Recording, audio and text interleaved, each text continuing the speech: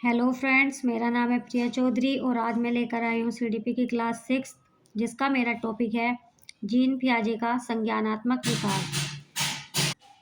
Gene पियाजे थे जो ये एक बहुत बड़े मनोवैज्ञानिक थे।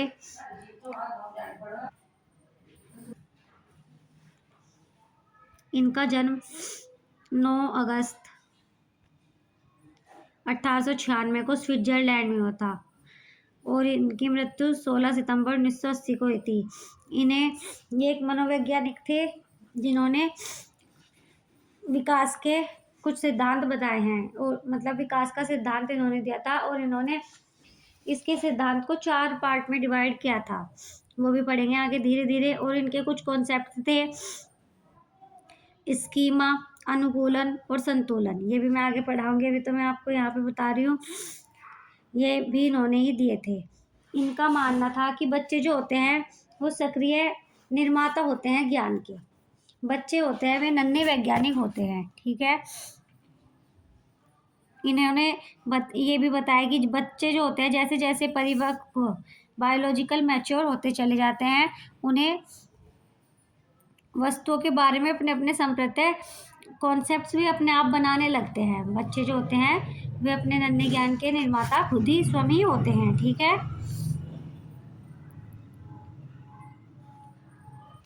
ये दिखाया गया है यहाँ पर संज्ञानात्मक विकास की अवधारणाएं इन्होंने दी थी। संवेदी प्रेरक अवस्था, ये 0 से 2 वर्ष के बच्चे के लिए।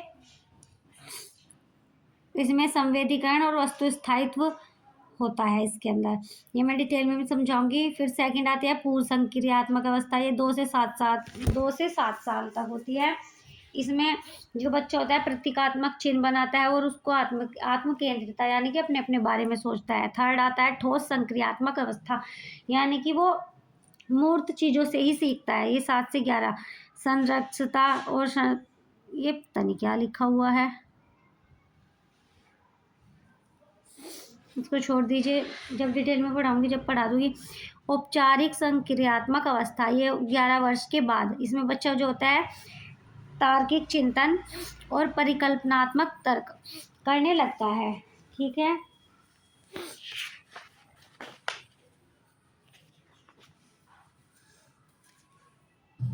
ये यहाँ पे संरक्षण होगा, संरक्षण, इसे सही कर लीजिएगा। संरक्षण और सीरिएशन यानी कि चीज़ों को क्रम अनुसार लगाने लग जाता है, ठीक है।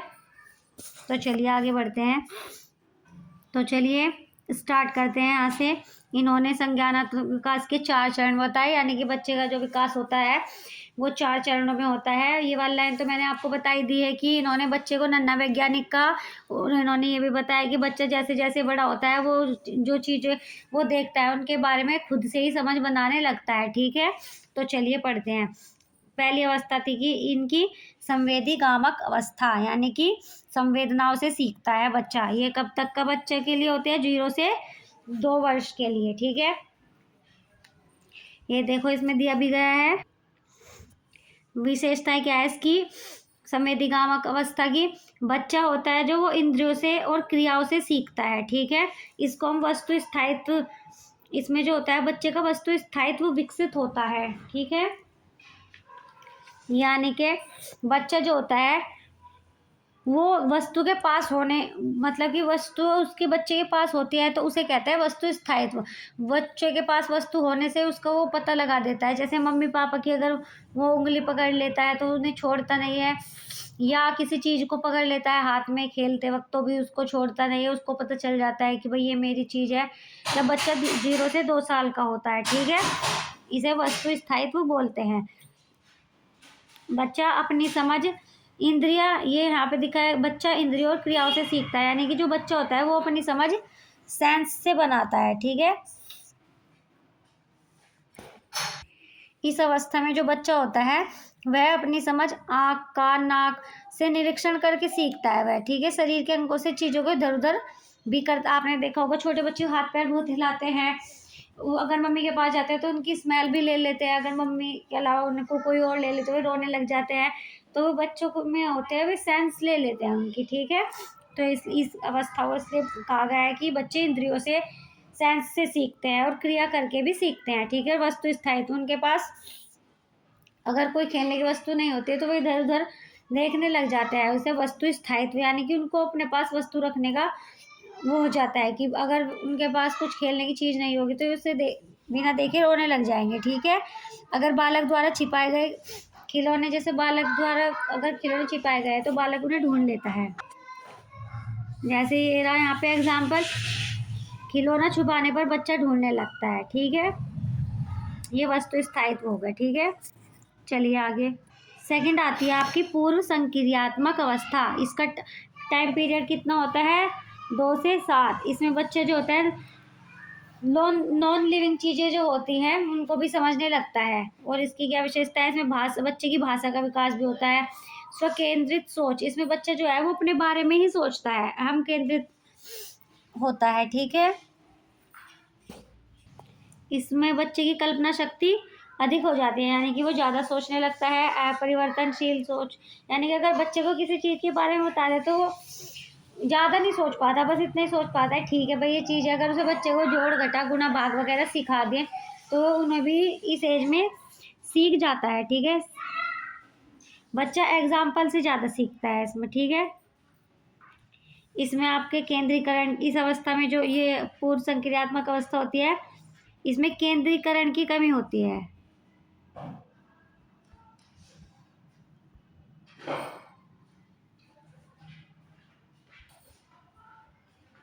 इस अवस्था में, ठीक है। इसका वो है, ये लिख लेना कि इसमें केंद्रीकरण की कमी होती है।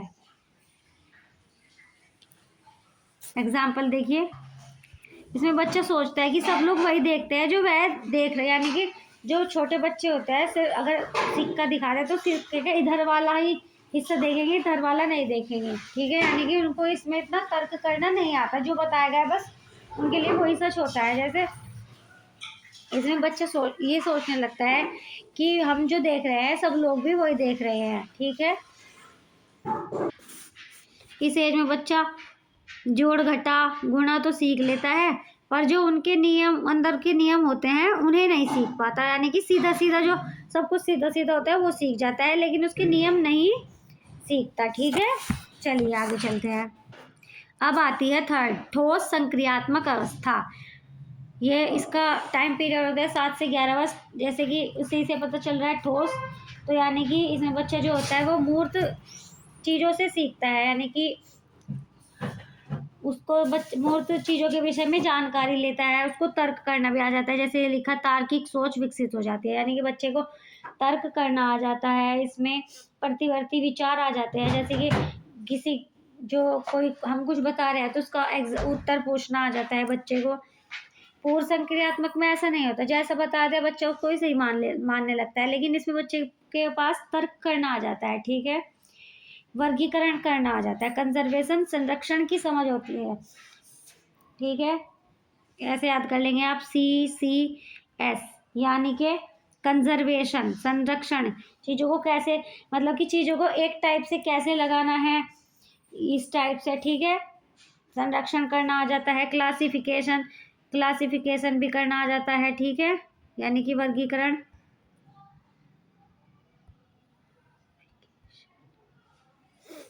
क्लासिफिकेशन, सीरीज वाइज लगाना आ जाता है, क्रम के अनुसार, ठीक है।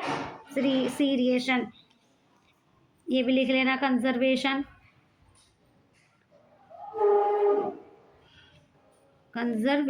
ठीक है।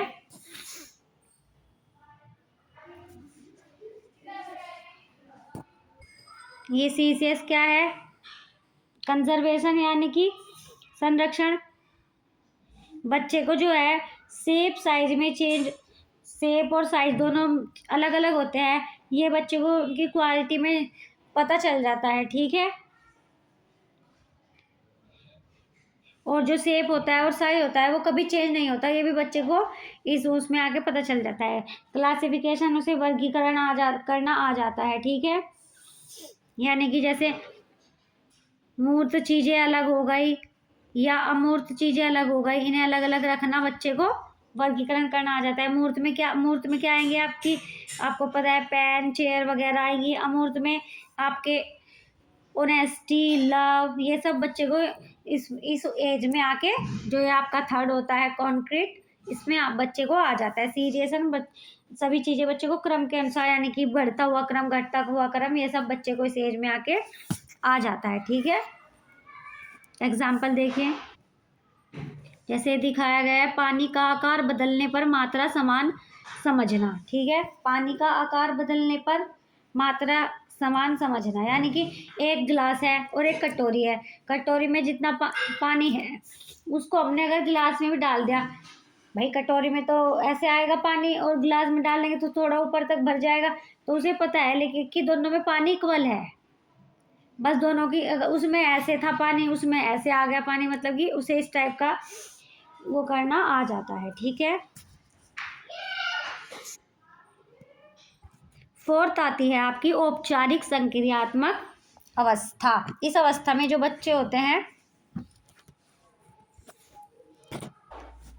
इस अवस्था में बच्चे की जो सोच होती है वो विकसित हो जाती है, बच्चा तार्किक चिंतन भी करने लगता है। ठीक है, किसी समस्या का समाधान तर्क से ढूंढने लगता है। इसकी एज क्या है, 11 से 15 वर्ष। ठीक है, 15 वर्ष। एब्स्ट्रैक्ट थिंकिंग अमूर्तो, समस्या समाधान और तर्क क्षमता, बच्चे को समस्या समाधान और तर्क क्षमता आ जाती है। उसे परिकल्पनात्मक मतलब नियम वगैरह सब चीज़ें इसमें बच्चे को आ जाते हैं। ठीक है, एग्जाम्पल देखिए, जैसे हाइपोथेटिकल, कल्पनात्मक सवालों पर सोच पाना, बच्चा अच्छे से सोच पाता है, बच्चा ये भी सोच पाता है कि नियम भी सोच पाता है, उनके एग्जाम्पल्स अच्छे से दे पाता है, क्वेश्चन किया गया अगर उससे कुछ तो वो बच्चा अच्छे से दे सकता है। ठीक है, उसे तर्क भी करना अच्छे से आ जाता है इसमें।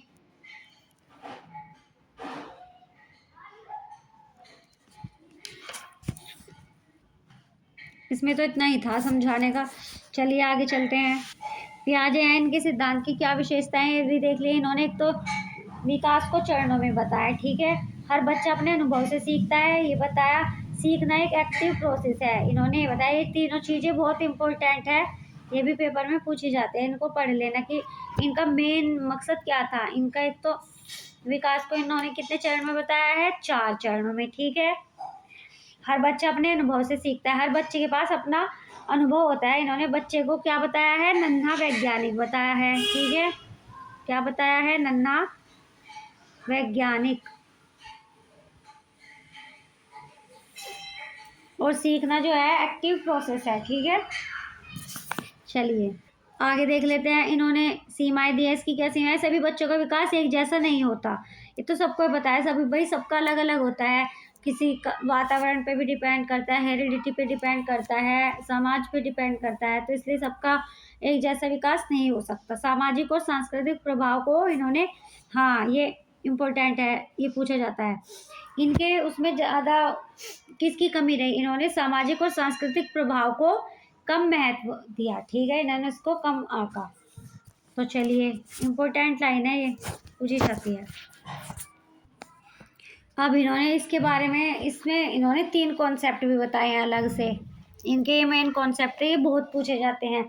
स्कीमा, आत्मसातीकरण और समायोजन। ठीक है, तो चलिए स्कीमा समझते हैं पहले। स्कीमा क्या होता है, पुराने ज्ञान का ढांचा, यानी कि ये आप देख रहे हैं गेंद, ये दिखाए बच्चे के मन में गेंद का ज्ञान है, यानी कि बच्चे को पता है कि जो गोल गोल है ये गेंद है। ठीक है, स्कीमा क्या होता है, जो बच्चे के अंदर मन में जो ज्ञान होता है उसको हम क्या बोलेंगे, स्कीमा। ठीक है, सेकंड आता है आपका आत्मसातीकरण यानी नई चीज में पुराने ज्ञान को फिट करना, यानी कि ऐड करना। आत्मसात एसिमिलेशन, यानी कि आप समझ लीजिए ऐड करना। जैसे सेब को भी गेंद समझना, चूंकि गेंद भी गोल होती है और सेब भी गोल होता है, तो उसने अपने ज्ञान में ही ऐड कर, पहले तो स्कीमा क्या होता है, जो उसके पास ज्ञान होता है, उसने किसी ने उसे बताया होगा कि ये भाई गेंद है, तो अपने आप से उसने सोच लिया कि भाई ये गोल है तो ये गेंद है। तो जो आत्मसातीकरण होता है वो ये होता है कि उसने एप्पल देखा तो वो भी उसे गोल दिखाई दिया, तो उसने ये ऐड कर लिया, उसने अपनी जो नॉलेज थी गेंद के बारे में कि जो ये गोल गोल है, ये भी हमारा सेब को ये सोचा उसने कि ये भी गेंद ही है, ठीक है। फिर आता है आपका समायोजन, यानी कि नए ज्ञान के हिसाब से बदलाव करना। फिर उसे किसी ने बताया कि गेंद तो ऐसी होती है और सेब इस टाइप का होता है, वही दोनों चीज़ों में अंतर करके बताया। तो उसने उसी के हिसाब से अपना दोनों में डिफरेंट समझ लिया, भाई ये खाने की चीज़ें रेड है, इसका साइज भी अलग है, इस गेंद ऐसी होती है। तो ये आपका हो गया समायोजन। फिर आता है आपका संतुलन, यानी कि सही समझ विकसित करना। यहाँ पर बच्चे को ये पता चल जाता है कि एप्पल ऐसा होता है, ये खाने की चीज़ होती है, गेंद ऐसी होती है, गोल होती है, ठीक है। तो ये बिल्कुल मतलब कि अब उस बच्चे को दोनों के बारे में सही सही पता चल जाता है। तो आपको पता चल गया स्कीमा, जो बच्चे को पहले से ज्ञान है वह स्कीमा हो गया आपका। आत्मसातीकरण, बच्चे ने कुछ नई चीज़ देख ली, उसमें जो उसके पास पुराना ज्ञान था उसको ऐड कर दिया, साथ से आप समझ लेने का आत्मसातीकरण, यानी कि ऐड कर दिया, ठीक है। समायोजन, नए ज्ञान के हिसाब से उसने बदलाव कर दिया, ठीक है। और संतुलन, दोनों में उसने उसे संतुलन और अंतर भी पता चल गया, ठीक है। समझ आया? अभी एक बार और सारी चीज़ें रिपीट कर दूंगी दोबारा तो और अच्छे से समझ आ जाएगा, ठीक है।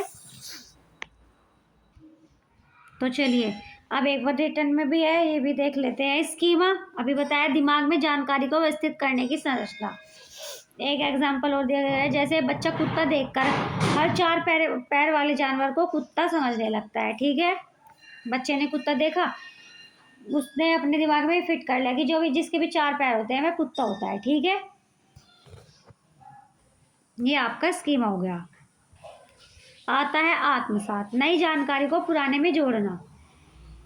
जैसे बच्चा बिल्ली को भी कुत्ता समझ लेता है, तो उसने नई जानकारी में पुरानी जोड़ ली, क्योंकि उसने बिल्ली को भी देखा, चार पैर होते हैं उसके, तो उसने अपने उसमें ही ऐड कर लिया कि ये भी कुत्ता है, ठीक है।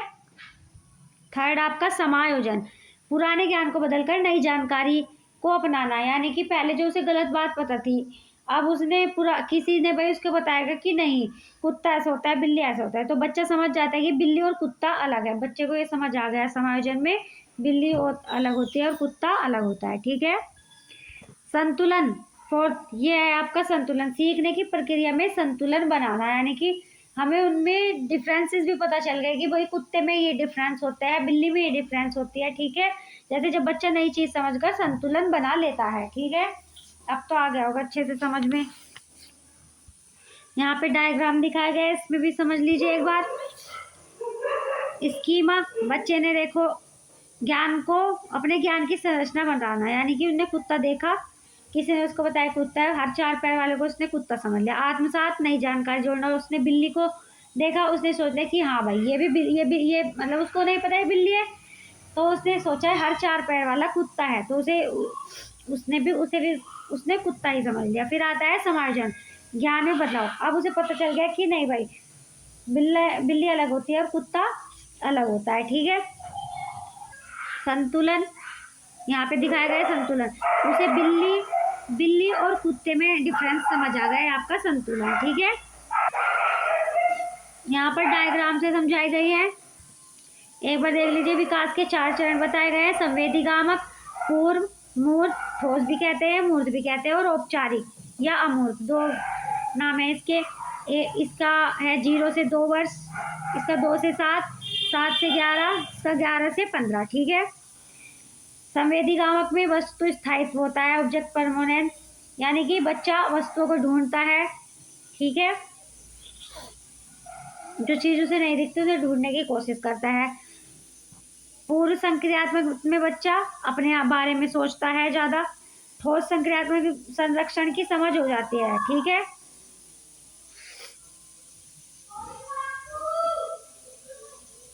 ये दिखा गया है संरक्षण, उसी यानी कि उसे पता चल गया है जी कि जो ग्लास में वाटर है, चाहे उसे ग्लास में घाल लो या कटोरी में घाल लो, वो इतना ही होगा, ठीक है। तो यह बच्चे को पता चल जाता है। औपचारिक में क्या होगा, बच्चे को सब चीज़ें मतलब कि सब चीज़ों का डिफरेंस करना, तर्क करना, सब चीज़ें क्या उसके लिए सही है, ये सब करना बच्चे को पता चल जाता है, ठीक है। अमूर्त सोच उसकी विकसित हो जाती है, ठीक है। इसके कुछ शैक्षिक निहितार्थ है। बालक के विकासात्मक स्तर को समझे। इन्होंने कुछ इसके शैक्षिक निहितार्थ यानी कि हमें शिक्षा में क्या क्या अपने बदलाव करने चाहिए। तो क्या करना चाहिए? बालक के विकासात्मक स्तर को समझना चाहिए कि बालक कौन से विकासात्मक स्तर पे है। ठीक है। पर्यावरण के अनुरूप अधिगम के अवसर दे। जैसा पर्यावरण है उसको बच्चे को उसके अकॉर्डिंग ही सीखने के अवसर प्रदान करने चाहिए। स्वपाठी और सक्रिय शिक्षण। स्वपाठी यानी कि अपने सहपाठियों के साथ और सक्रिय एक्टिव शिक्षण को बढ़ावा देना भी इन्होंने बताया। ठोस सामग्री का प्रयोग करना चाहिए। ठीक है। समस्या समाधान में खोजप्रद गतिविधियों को प्रोत्साहित करें। ये इसके शैक्षिक निहितार्थ है, ये भी इम्पोर्टेंट है, आ जाते हैं। इसके कुछ की पॉइंट्स है। बच्चा जो होता है अनुभव से सीखता है। हर स्टेज होती है जो बच्चे की, उसकी सोच अलग अलग होती है। क्रम ऑर्डर नहीं बदलता। ये इसके की पॉइंट्स है। ठीक है। सीमाएं भी है इसकी कुछ। सभी बच्चों पर समान लागू नहीं, यानी कि बच्चे की एबिलिटी के अकॉर्डिंग। सामाजिक प्रभाव को कम महत्व, इसमें समाज को, सांस्कृतिक को कम महत्व दिया गया। ये आपकी ट्रिगर बताई गई है बच्चे के बारे में कि बच्चा छोटा वैज्ञानिक है। ये किसने कहा? जीन पियाजे ने। अब आते हैं इनके कुछ एमसीक्यू। पियाजे का संबंध किससे है? अभी बताया, संज्ञानात्मक विकास से। पियाजे के अनुसार विकास होता है चरणों में। ठीक है। कुल कितने चरण बताए गए हैं? 4।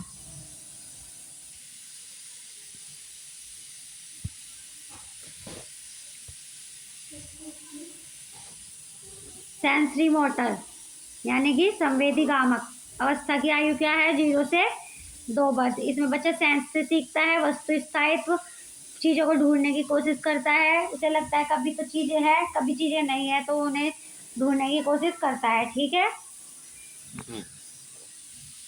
ऑब्जेक्ट परमानेंस यानी कि वस्तु स्थायित्व किस अवस्था में विकसित होता है? संवेदीगामक सेंसरी मोटर यानी कि 0 से 2 वर्ष। प्री ऑपरेशनल पूर्व संक्रियात्मक अवस्था का टाइम पीरियड 2 से 7 वर्ष।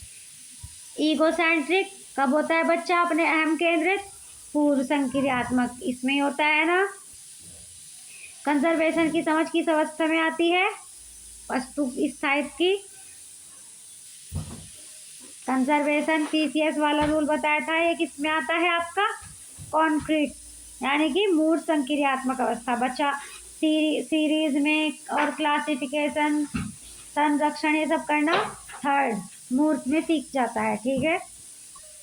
एब्स्ट्रैक्ट थिंकिंग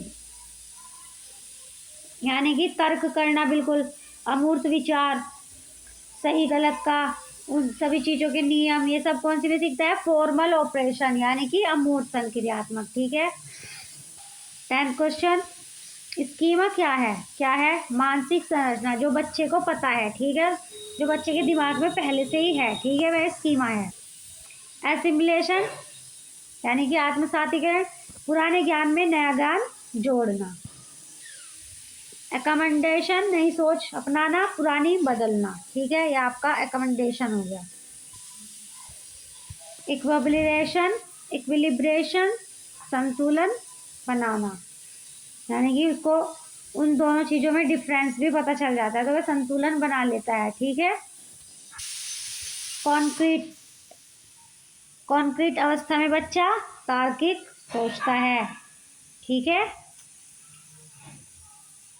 मूर्त में तो बच्चा तार्किक सोचने लग जाता है।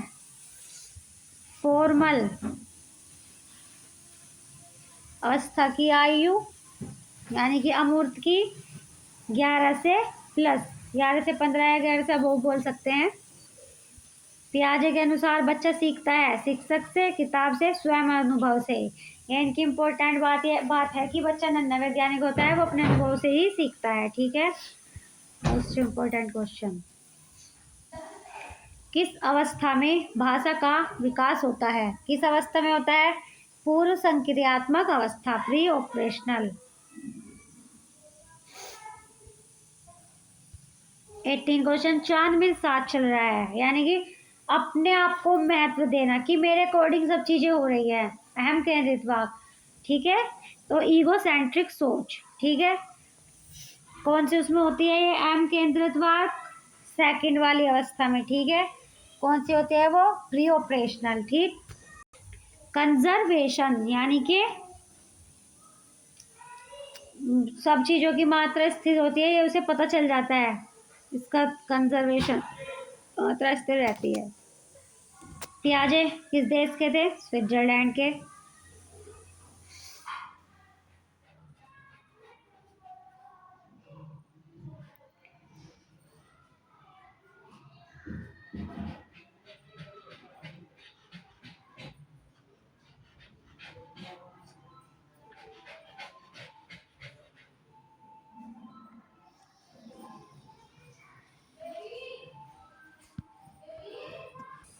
आपका ये टॉपिक संज्ञानात्मक विकास खत्म हो चुका है। फिर अब मिलते हैं नेक्स्ट टॉपिक में। आप सोच रहे होंगे मैंने इतने दिन से क्लास क्यों नहीं डाली है इस पर यूट्यूब पर, क्योंकि मेरी तबीयत बहुत ख़राब थी। आज थोड़ी ठीक हुई है तो आज ही डाल दी।